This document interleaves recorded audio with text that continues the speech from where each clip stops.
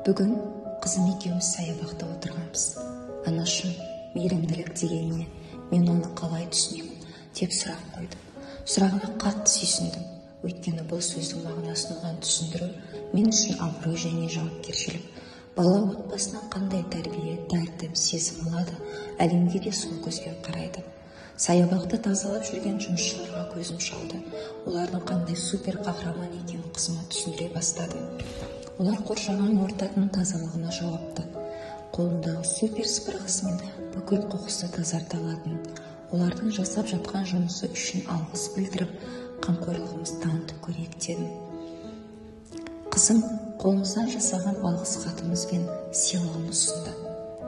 Атаның қуанышты лебізін көзіндегі мейірімділікті сезгендей болды. Қызым, мейірімділік дегеніміз сенің өзге біреуге жылылығың, қамқорлығың, ізгі ниетің мен лебізің, адамдар арасындағы сыйластық, жанашырлық болып табылады. Әлемді мейірімділік құтқарады. Мейірімділік етсең, мейірімділік көресің. Осы сөздерден кейін қызым есейгендей болды. Өзім де таң қалдым.